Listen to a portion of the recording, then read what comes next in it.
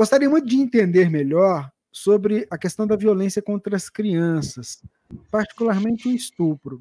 Sempre me pareceu que, se nós sentimos profunda repugnância, como pode a justiça de Deus permitir o mal até nesse ponto, ou até esse ponto? Outra coisa, leis como o Estatuto da Criança e do Adolescente não constituem um mau estímulo? Primeiro ponto a ser observado: ninguém reencarnou para fazer o mal.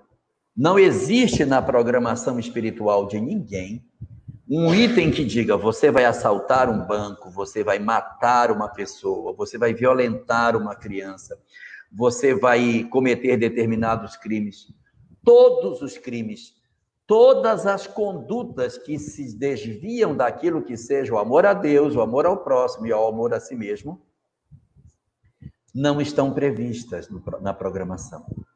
Não eram parte da programação espiritual. Então, se ninguém vem programado para assassinar ninguém, então ninguém vem programado para ser assassinado por ninguém. Nós não temos isso. Não há a obrigatoriedade que você diga: olha, você matou com um tiro, pois agora você vai ter que morrer com um tiro. Porque se isso fosse verdade, se a pessoa que matou com um tiro tivesse que morrer atirada por alguém, então esse que atirou agora ficava devedor da lei. A lei não acaba nunca, porque sempre ia ter alguém para cobrir o equívoco do outro. Então a lei de causa e efeito, ela não ocorre dessa forma. Quando temos um algoz, eu não preciso de um outro algoz para que ele se torne vítima do ato que ele fez, para que Deus, entre aspas, se vingue daquilo que aquela pessoa fez. A lei de Deus não é uma lei para punir, ela é uma lei para educar. Então, quando nós cometemos um determinado delito diante da lei, existem inúmeras formas de você resgatar o delito que você cometeu. Se alguém, por algum motivo, comete um crime, não existe uma tabela no mundo espiritual que diga: matou a mãe? Bem, se matou a mãe, então aí vai lá na tabela, você vai ter que agora nascer órfão. Não. Existem inúmeras formas de você recuperar isso. Às vezes o espírito comete um delito numa existência, e na própria existência ele se corrige tanto que quando ele desencarna, daquele crime que ele cometeu só há resíduos. Não, mas ele matou, mas só tem resíduos. Ele fez tanta coisa que daquilo que ele realizou não tem mais tanta substância assim. As coisas já estariam muito recuperadas ao longo do tempo de uma mesma existência. Então ninguém diz assim: fulano, na próxima está enrolado. Não, porque a lei, ela é educadora. Ela não é para punir, ela é para educar. Se uma mulher, por exemplo, comete um aborto, isso não significa dizer que obrigatoriamente ela vai ter que nascer e não ser mãe numa próxima existência. Isso não é correto. Uma mulher que passa por essa experiência, ela pode realmente ter uma existência que ela não venha a ser mãe, mas ela pode nascer com dificuldade para engravidar, com problemas uterinos, a menstruação é irregular, que ela não consegue saber quando que ela está fértil ou não. Ela pode vir com problemas de inflamação sistemática no útero, que dificulta o processo de nidação do ovo. Ela pode vir com problemas graves nas trompas, que dificulta que as trompas consigam ter saúde, porque gera um visco dentro da trompa, que os pelinhos não permitem que o ovo passe, e pode gerar gravidez tubária, e aí ela perde uma trompa, depois perde a outra e fica infértil. Ela pode renascer e ter um parceiro que, na verdade, não queira ter filhos, ela quer, mas ele não quer ter filhos. Ela pode renascer e ter filhos que sejam entidades com necessidade de renascimento, com problemas físicos ou mentais, como forma dela conseguir lidar com essa maternidade.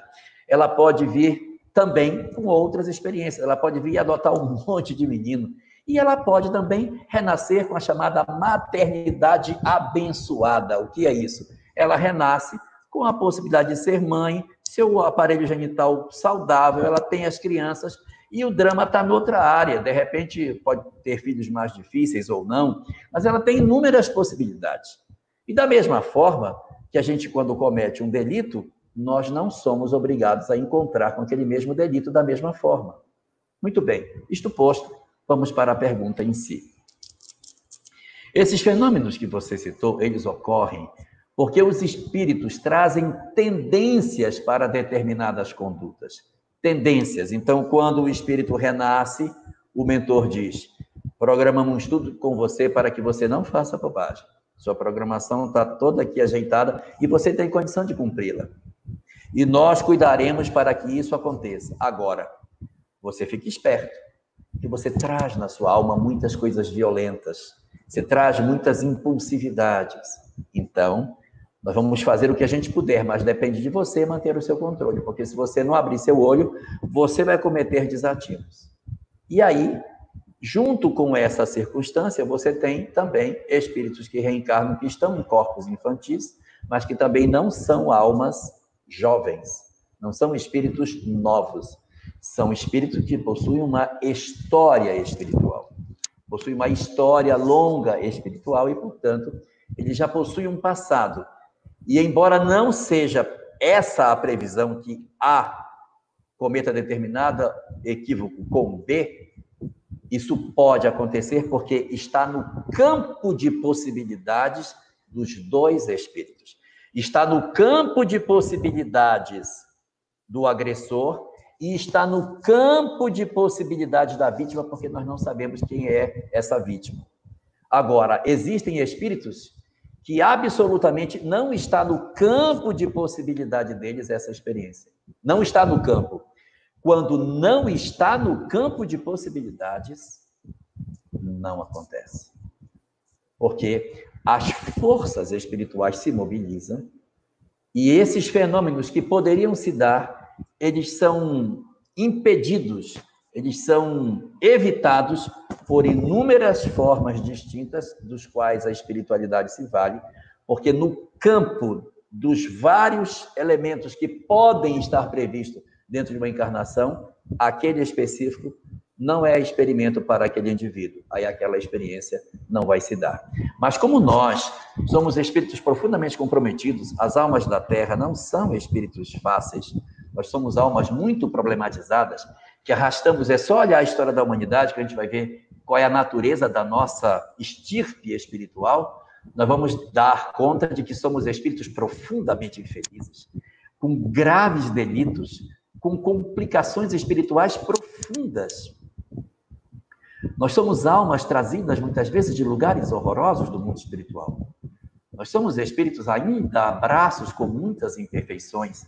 E isso se revela na sociedade que a gente tem. Olha a sociedade que a gente cria, descrente, egoísta, perversa, fria, covarde, que comete desatinos e loucura todos os dias por nós.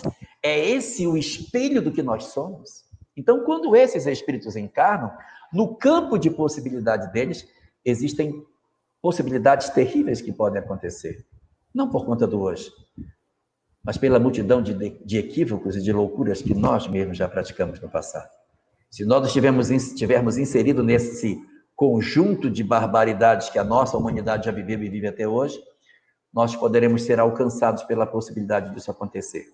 Mas se nós formos entre aquelas almas que já conseguimos dar um passo e sair desse cenário e desse padrão que a gente está falando, muito provavelmente esses fenômenos não irão acontecer conosco.